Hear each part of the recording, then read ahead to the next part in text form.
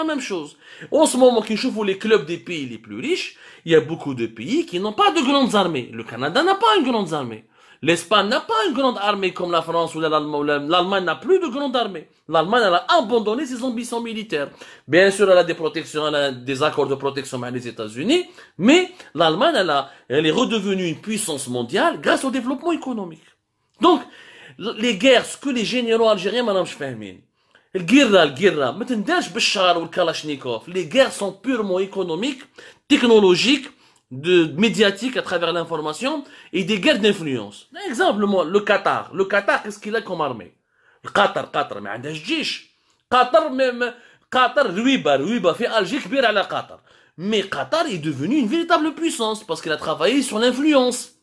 Parce qu'il a fait le Jazeera, il a misé sur le football, il a acheté le PSG, il a organisé une Coupe du Monde. Donc, il n'est pas dans une compétition militaire. Et pourtant, il a fait de l'ombre à l'Arabie Saoudite, qui a une armée beaucoup plus puissante que le Qatar.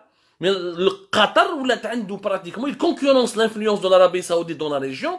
Grâce à quoi? Grâce au développement économique, grâce au développement d'une influence géopolitique à travers les médias ou à travers le sport. C'est exactement le problème qu'il y en a fait bien le Maroc ou l'Algérie. L'Algérie, il a tiré les armes, ou des exercices militaires, ou les génies, on a revu le djish, etc. Du côté marocain, vous n'avez pas le même, ils font pas de bruit. Pourquoi du côté marocain, ils font pas de bruit? Est-ce que chef tout le roi du Maroc, ou les généraux marocains, d'ailleurs les généraux marocains, mais c'est moche bien, gars. Le monde entier se met les généraux algériens, grâce aux opposants algériens.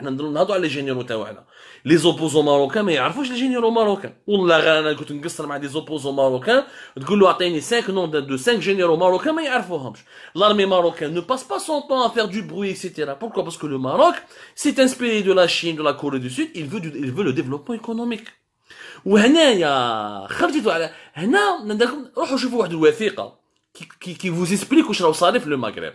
هذا الدوكيومون اللي ندار في جويي 2020 ندار par l'Institut allemand des affaires internationales et de sécurité, le fameux SVP. Ouais, il écrit SWP, mais en allemand le W se prononce V. SVP, qui est l'Institut allemand des affaires internationales et de sécurité, et qui conseille le Parlement allemand sur les affaires internationales. Le SVP est une division spécialisée sur l'Afrique du Nord et le Maghreb. Il a fait une étude en juillet 2020. Les kharjouha quelques médias français à partir de fin juillet 2021 à cause du scandale Pegasus. Où j'y l'étude le problème du Maghreb, c'est que le Maroc est trop avancé par rapport à l'Algérie et à la Tunisie. C'est pas les Français qui le disent. C'est pas les Israéliens. Les Français et les Israéliens, c'est des alliés du Maroc, belek. Non, c'est les Allemands. Et les Allemands, ما يتفاهموش مع النظام المغربي. وكاين d'ailleurs مشاكل كبيرة دبلوماسيا وسياسيا بين ألمانيا والمغرب. تفهموا مليح. Il y a des problèmes politiques. L'Allemagne ne soutient pas franchement les thèses marocaines sur le Sahara, etc. Mais le rapport de l'Institut allemand des affaires internationales et de sécurité, il dit que le Maroc le Maghreb. Il y a une hégémonie marocaine qui commence à s'installer au Maghreb. وكتبوا une phrase اللي ما هضروش عليها الصحافة، ما هضروش كاع عليها الصحافة الجزائرية، صحافة الزجدورو والشياتين، يكتب لك يقول لك le Maghreb souffre d'une hégémonie du Maroc et d'un sentiment d'inutilité de l'Algérie. Un sentiment d'inutilité croissant de l'Algérie. L'Algérie se sent inutile le Maghreb parce qu'elle voit son voisin marocain qui domine de plus en plus. Comment il domine? Il faut voir les chiffres. Il domine économiquement. Comme les exportations marocaines vers l'Afrique subsaharienne. En 2019, ils étaient de pratiquement plus de 1,3 milliard de dollars. L'Algérie n'a exporté que 440 millions de dollars vers l'Afrique subsaharienne. C'est essentiellement des produits énergétiques. Alors que le Maroc, les 1,3 milliard de dollars, c'est essentiellement des produits industriels. La Tunisie n'a exporté que 355 millions de dollars vers l'Afrique subsaharienne. Et donc, les exportations. Le Maroc exporte pratiquement 3 fois plus que l'Algérie vers l'Afrique subsaharienne. Et pourtant, l'Algérie, c'est elle qui est habituellement et traditionnellement le pays le plus influent de l'Afrique subsaharienne. Le Maroc, il a quitté l'Union africaine depuis les années 60 pratiquement jusqu'à quelques années. Ça fait le Maroc, il est revenu pratiquement en 2018-2017 à l'Union africaine. L'Algérie est le berceau de l'influence, le berceau, l'espace vital de l'influence de l'Algérie, c'est l'Afrique subsaharienne. Et pourtant, économiquement, l'Afrique subsaharienne est dominée par le Maroc. Troh le Mali, troh le Burkina, troh le Sénégal, troh le Côte d'Ivoire, troh le Gabon, tu trouves que les banques africaines. Tu trouves pas des banques algériennes. La Royal Air Maroc, elle a plus de parts de marché que Air Algérie. Ça, c'est un rapport allemand, un rapport officiel allemand de la SWP, de l'Institut allemand international de sécurité. Donc, où j'ai connu le même institut, la même note, la même étude qui a été faite en juillet 2021, en juillet en 2020, où les khardit, la presse, en juillet 2021. Il dit la même chose, les investissements étrangers. Le Maroc, il attire 1,4 milliard de dollars en 2019. Presque 1 milliard et demi de dollars. L'Algérie, uniquement 146 millions de dollars. Et la Tunisie, uniquement 292 millions de dollars. Et le Maroc attire pratiquement 10 fois plus d'investisseurs étrangers que l'Algérie. Des chiffres qui font peur. Ça veut dire que économiquement, au niveau des exportations, au niveau de la diversification de l'économie, au niveau de attirer les investisseurs étrangers, le Maroc, il a harb على الجزائر. وهنا هذه la note allemande. Où je te dis t'as le Institut SVP. Et tu dis que l'Allemagne, notamment, et l'Europe doivent aider la Tunisie et l'Algérie à rattraper leur retard. Le mot retard a été employé. À rattraper leur retard par rapport au Maroc.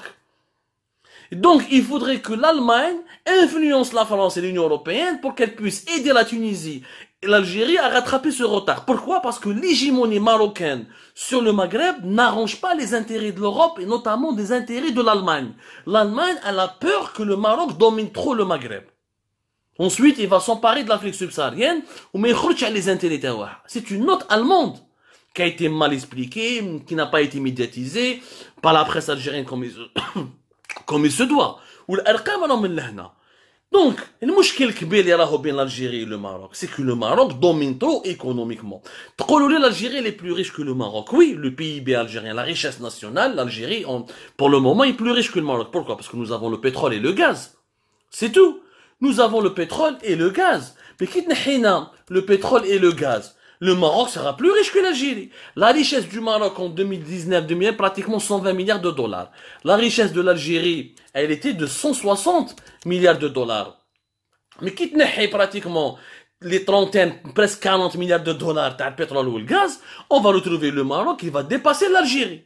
باش تفهموا مليح يعني بعيد الشر كي خلصنا البترول والغاز وراح يخلصنا à partir de 2030. Les Marocains seront plus riches que les Algériens. Donc, la compétition dans laquelle l'Algérie devrait se lancer, ce n'est pas en rompant les relations diplomatiques, en faisant des campagnes médiatiques, en faisant des exercices militaires, en faisant des articles dans la revue de Gige. Non, il faut renforcer le développement économique pour ne pas laisser le Maroc dominer la région du Maghreb. C'est ça la véritable guerre que nous devons lancer.